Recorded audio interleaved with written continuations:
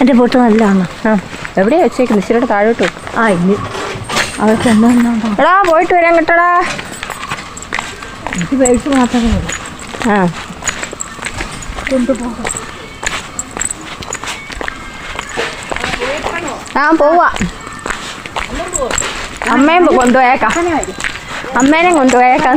അങ്ങോട്ട് പോകുന്നില്ല. ദിവസം പുറകോട്ട് അതിന് കാല് മേലെ മുട്ടുണ്ടുവാ. മരിച്ചെന്നും പറഞ്ഞ പിന്നെ ബസ് വരുന്നുണ്ടോ എന്ന് ഞാൻ പുറകിലോട്ട് നോക്കി നിൽക്കുവാണ്. നമ്മുടെ നാട്ടിൽ വരുന്ന ആകെ ഒരു ബസ്സാണ് കേട്ടോ.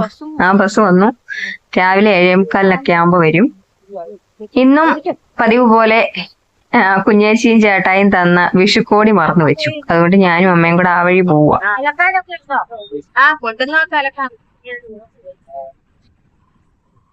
വീട്ടിൽ ഇരുന്നില്ലല്ലോ ഇതിന്. അതിലാ പൈസ. അങ്ങനെ ഞങ്ങള് ബസ്സിൽ കേറി. നമ്മുടെ നാട്ടുകാരാണ് കേട്ടോ ബസ്സിൽ നിറച്ച്. ഒറ്റ ബസ്സുള്ള കാരണം എല്ലാരും പള്ളിയിൽ പോകുന്നവരും കട്ടപ്പനയ്ക്ക് പോകുന്നവരും ഒക്കെ ആ ബസ്സിലാണ് ഈ ഒരു സമയത്ത് പോകുന്നത്. ജോലിക്ക് പോകുന്നവര്. അങ്ങനെ ഞങ്ങള് ഏതായാലും കേറിയപ്പോ നല്ല പാട്ടുണ്ടായിരുന്നു. ഈസ്റ്ററൊക്കെ അല്ലേ, അപ്പൊ നല്ല പാട്ടൊക്കെ, ജീസസിന്റെ പാട്ടൊക്കെ കേട്ട് പോന്നു.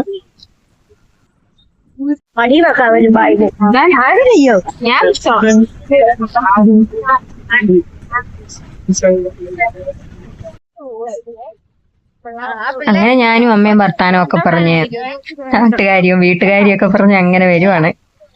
കുഞ്ഞേച്ചിയുടെ അടുത്ത് കയറി ഡ്രസ്സ് എടുത്തിട്ട് പിന്നെ അമ്മയൊക്കെ കട്ടപ്പന വരെ വരുന്നുണ്ട്. അങ്ങനെ ബസ്സൊക്കെ കയറി പോയേക്കാന്ന് വെച്ചു.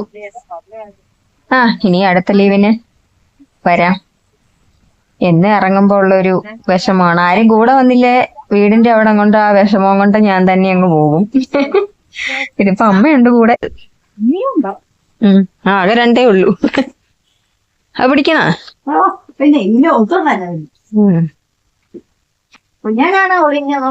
കുഞ്ഞനാ ഒളിഞ്ഞു നോക്കാം. ചൈന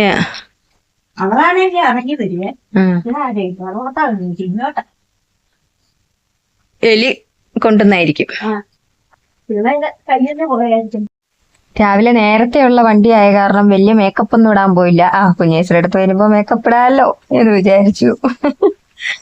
ഏതായാലും പോകാനെല്ലാം റെഡിയായി വന്നു. ഇനിയിപ്പം കുറച്ചു നേരം കഴിയുമ്പോഴത്തേക്ക് എല്ലാരും കൂടെ കട്ടപ്പനയ്ക്ക് പോകാന്നുള്ള പ്ലാനിങ്ങിലാണ് വന്നേക്കുന്നത്. ആരാ ഒളിഞ്ഞു നോക്കിയത്? ആരാ ഒളിഞ്ഞു നോക്കിയേ?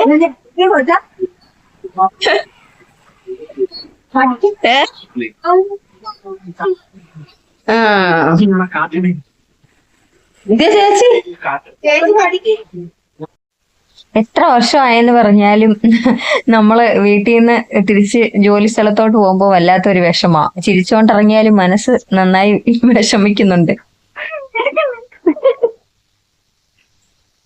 വേഗം വാ വേഗം വാ. തിരുതി ഞാനതിന് കുഞ്ഞപ്പനെയൊന്നും അല്ല എടുക്കുന്നത്. ഞാൻ വേറെ ഇവിടുത്തെ ഞാൻ എന്നും പോകാൻ ഇറങ്ങുമ്പം കുഞ്ഞപ്പനാണ് ഏറ്റവും വിഷമം.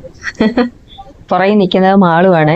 ഞാൻ പോകാൻ തുടങ്ങുമെന്ന് മനസ്സിലായപ്പോഴേ അവന്റെ മുഖമൊക്കെ വല്ലാണ്ടായി. പിന്നെ പെട്ടെന്ന് കുഞ്ഞേച്ചിയോട് കൂട്ടിക്കൊണ്ട് പൊക്കോളാൻ പറഞ്ഞു. അങ്ങനെ അവരും കടയിലോട്ട് പോയി. അടുത്ത വീഡിയോയിൽ കാണാം.